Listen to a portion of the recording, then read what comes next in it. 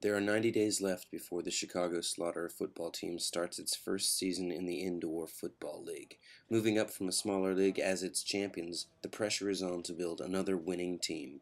Opening tryouts are happening now. We'll have about 70 people at the tryout today. We'll be trying to weed through them pretty quick. We have 25 roster spots.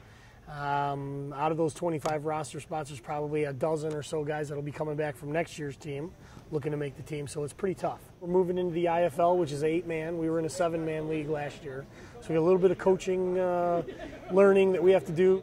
Hopefully, we'll get through that quickly and bring in the right players to put a winning team on the field.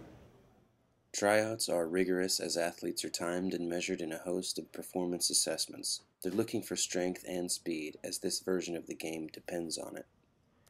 This is not your local flag league or anything like that. It's something that you really have to know your game and be able to play it and know the indoor game. Indoor is a little bit different than outdoor. It's quicker, faster, and on a smaller surface, so you got to get a lot more separation between you as an offensive player and a defensive player. So, I played 2 years in the NFL, Jacksonville Jaguars. I ended up hurting my rotator cuff. They kept me on for a year, then I eventually got released. And then I ended up, after that, I had tryouts with arena football.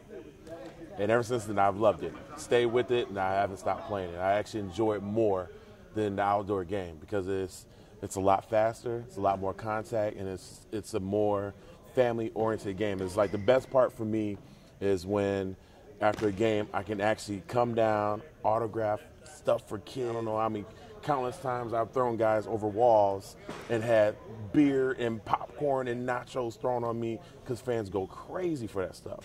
You know, this is like the fans are sitting right on top of you. That's just like the best part. Oh, these guys they're going 100%, 100 miles an hour all the time, trying to make a name for themselves. So sometimes sometimes it's even a little more aggressive because you got the walls to deal with, and you have to stop on a dime, otherwise you can get hurt.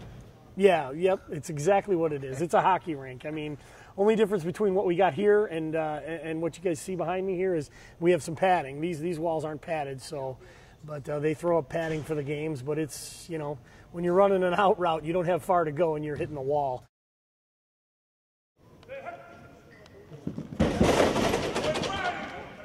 It takes a lot of agility. You can't be really a big, you're bigger guys. You got to have some agile to yourself.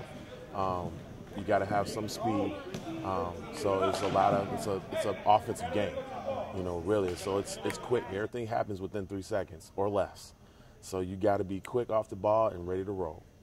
Honestly, a lot of these guys do it because it's for the love of the game. They want to play. They want to keep their skills up. They're trying to get to the next level. They're trying to get to the Canadian Football League or the NFL. And you have to play. If you don't play, you lose your skills.